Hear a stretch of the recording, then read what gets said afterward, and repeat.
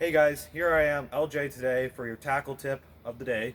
Right now I have my frog fishing set up and I'm going to show you basically the funnest way I like to catch fish. I've caught a lot of fish on frogs. I've caught bass, I've caught northerns, I've caught, that's basically it. So I've caught a couple fish on them, but what you want to start off with is maybe the most important part of your setup is the rod.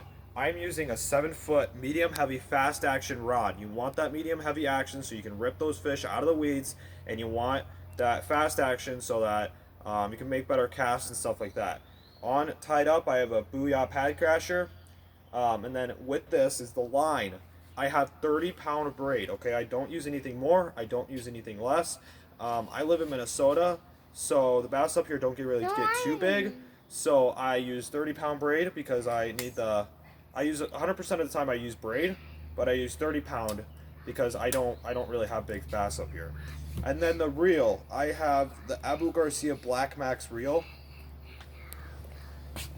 Actually, the braid company is Spider Wire Stealth Braid. That's fluorocarbon treated, so it's a lot stronger. And then it's a 6:4 to 1 gear ratio, 5 ball bearings. I have caught a lot of bass on this reel. It's about 3 years old. It was my first bait casting reel, and it's the fastest gear ratio that I have. So I use it for my frog fishing. So that's to cover all the gear really quick. That's the gear.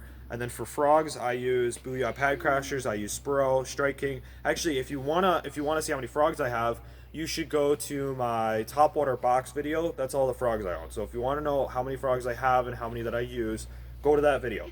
But and then your knot, I use a regular knot where you have the line, you twirl it around 8 times, and then once you connect on the bottom, you have to go back through the loop to make sure the braid doesn't slip through itself.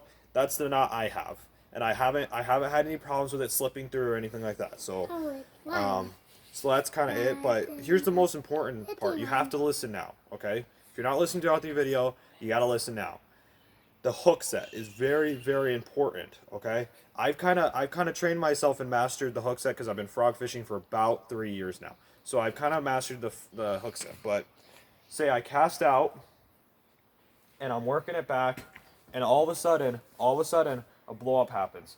I I go like this. I tighten up and I lift my rod a little bit, and I see if you see your line start to move, and I wait. Actually, I've waited 2, 3, 4 seconds before I feel that, and I set the hook real hard. Okay.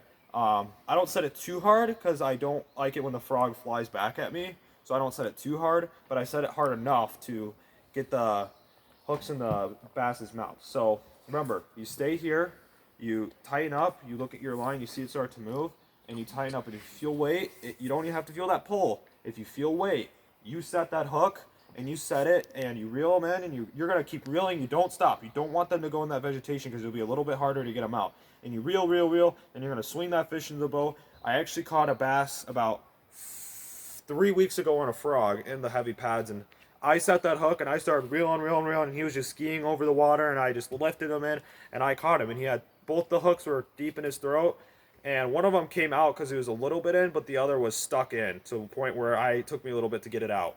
So the times of the year to fish a frog, since I live in Minnesota and the lake I usually go to is like the middle of Minnesota, kind of like that area.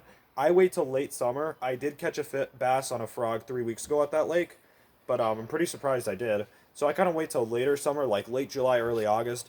But if you live other than if you live below the middle of Minnesota, you live below, I suggest hitting it when you hear those frogs. You hear them.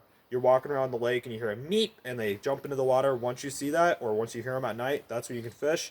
I use 30-pound braid because I'm up north. But if you're out down south, I actually encourage you to use 40-pound braid or 50-pound if you have thicker vegetation and stuff like that. It always helps to have thicker braid. But I'm in Minnesota, so I use 30-pound. But thank you all for watching. If you have any extra questions, feel free to comment down below. I will answer the questions. Do not worry. If you have any more questions, just make sure they're down there. I can answer them. Hit the like button if you want to show your friends. Subscribe if you want to see some more videos. I don't know how many I will be posting, maybe some more tip videos, but if you want to see more videos, hit that subscribe. Okay? But the rod that I'm using is St. Croix rod. So that's the company. I think I said this, but my braid is Spider Wire Stealth Braid, 30-pound. And then that should be basically it. 7-foot rod. Thank you all for watching. Goodbye. And hashtag rip some lips.